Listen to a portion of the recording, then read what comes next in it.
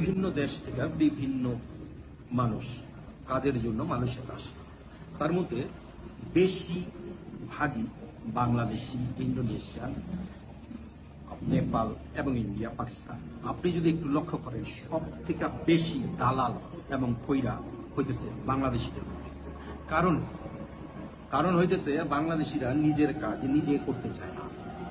বাংলাদেশিরা বিদেশিদের, মানে আপনি যে কোম্পানিতে চাকরি করেন সেই বসরে বিশ্বাস করার চাইতে বেশি বিশ্বাস করে ফইরারে, নাইলে দালাল। এবং এই দালাল এবং ফইরারে বিশ্বাস করতে গিয়া বিভিন্নভাবে প্রতারিত হয়, বিভিন্ন জায়গায় প্রতারণার শিকার হয়, বিভিন্নভাবে দালাল এবং ফইরারা তাদেরকে বোকা বানায়। আপনি যদি একটু লক্ষ্য করেন, নেপালি, মালয়েশিয়াতে প্রচুর নেপালি আছে।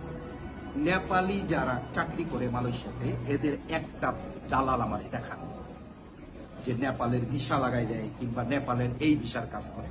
যদিও থাকে, শতকরা একটা নেপালি দালাল খুঁজে পাইতে কষ্টকর। কিন্তু যদি শতকরা বাংলাদেশিদের মধ্যে দালাল খুঁজেন, তাহলে দালাল পাইবেন বাংলাদেশির মধ্যে শতকরা 40টা। কারণ কি? কারণ হইতেছে আপনি আর আমি এই দালাল সৃষ্টি করছি। ছোট ভাই ধরা পড়ছে, দালাল লাগে। ছোট ভাইয়ের টিকিট কাটতে হইব, দালাল লাগে। নিজের পাসপোর্ট রিনিউ করতে হইব, দালাল লাগে। পাসপোর্টের আবেদন করতে হইব, দালাল লাগে। ভিসা লাগাইতে হইব, দালাল লাগে। ভিসা রিনিউ করতে হইব, দালাল লাগে। আপনি কাজ করবেন, দালাল লাগে। কাজে লাগবেন, দালাল লাগে। আমরা সব ক্ষেত্রেই দালাল খুঁজি কিংবা ফইরা খুঁজি। আর এই ফইরারা সেই জন্যই আপনার সাথে প্রতারণার ফাঁদ আটকে রাখে। যেখানেই ভিসা লাগান, নিজের কাজ নিজে করার চেষ্টা করেন। যেখানেই পাসপোর্ট রিনিউ করেন, নিজের কাজ নিজে করার চেষ্টা করেন, কোনো দালাল কিংবা ফইরা ছাড়া।